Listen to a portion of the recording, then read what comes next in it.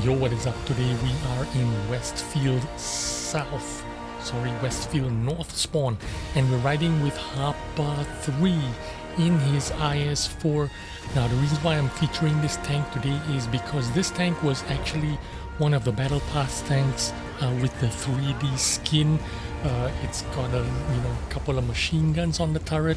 He's got a little Kodiak in the back of the tank. It's pretty cool looking skin, and to be honest with you, a lot of people grinded out this tank and didn't like it very much. Now today, Harpa 3 is going to show you why this tank, after its buff, is actually been pretty good for this tank, because this tank needed some love. I agree it wasn't that good, but now it is it's a pretty competent tank right now. It's no longer shit. I mean, it could be better, but if it was any better, it would have been overpowered. Now let me tell you a little bit about this tank. I can tell you that Harpa 3 here has got purple equipment going on because he is reloading at an incredibly fast speed. I'm pretty sure he's doing about 8.5 seconds reload time here, and that means he is running purple rammers, purple vents, and probably a vertical stabilizer, food, and BIA on his crew. So about 8.5 seconds reload time, which makes this tank absolute beast, because you've got 258 penetration on the standard shells, but of course if you're one of the top 1% players, you're not going to be firing standard shells. You're going to be firing the premium heat shells. 340 millimeters of penetration, which means he's going to land most of his, well, if he makes most of his shots, he's going to be penetrating most of his shots, unless he shoots into the tracks or something. If you do something silly like that, then it can't really be helped. But when you have 340 penetration on premium heat shells, you're gonna pretty much penetrate anything. Now Harpa 3 here is playing the north side of the Westfield map, and that means playing the traditional heavy tank role. He's gonna use his armor hull down, try not to give away too much of his armor for the enemies to shoot at. Now he didn't know the tortoise was there, so the tortoise managed to get some damage out of Harpa, probably his lower plate or something like that, when he came over that crest. But now he knows the tortoise is there, just needs to shoot directly at it. Nothing 340 penetration, can't go through, 440 damage every time, easy peasy, just like that. And the first customer tortoise eliminated. Now again, with the IS-4, you are talking about, with all the skills and all the equipment, you can get a dispersion down to about 0.36, which is pretty good for a slow heavy tank. Normally Russian heavy tanks start off with something like 0.42 dispersion or something ridiculous like that. Can't hit the side of a barn if it wanted to. But if you have the skills, if you have the equipment, if you have the crew, 0.36 dispersion isn't too bad at all, especially if you're firing your gun at tanks at this kind of distances. Close distances, medium distances, this is where this tank will shine.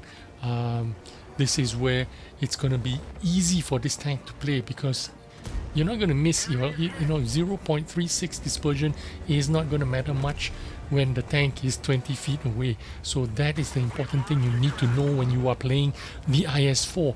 It is not a tank that you snipe from a distance with. It is a tank that you want to get close to your enemy with. You want to close down the distance so that you don't need to rely on the accuracy of the dispersion to carry you through. So 0.36 dispersion does not matter at distances like this. In these kind of close distances, 0.36 does not matter. But what does matter is the moving dispersions. Now moving dispersions is when the tank is on the move, when the tank is traversing the hull, when the tank is traversing the turret. Those dispersions matter more than your actual your printed gun dispersion. Now the moving dispersions, or the soft stats as people will call it, is 0.12 on this tank, the moving dispersion. When the hull is in traverse, the dispersion is 0.12 as well. When the turret is in traverse, it's 0.04. Now this means when the tank is traversing on the move, the dispersion isn't that bad. There, you know what I mean? You don't lose so much accuracy even when you're on the move. That's why you see our friend here, when he takes a shot while he is just stopped or when he's just reached his target, he doesn't miss his shots very much because it has very low moving dispersions. Now this game is still very close, even though our friend has already reached 9,000 damage hit points and blocked over 3,000. He is still, his team is still one tank down.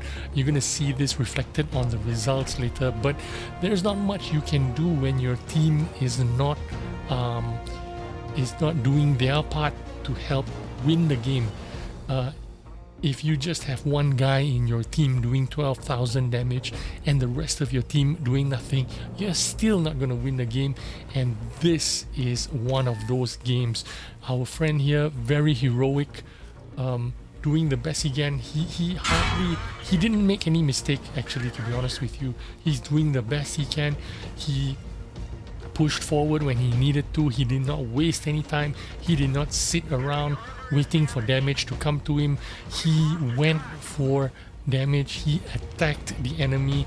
He basically kept his gun firing as quick as it could reload. Now, like I said, he's got all the purple equipment. This tank usually reloads at 11 seconds stock. He's got it down to about 8.5 seconds. That makes the reload time on this tank absolutely insane.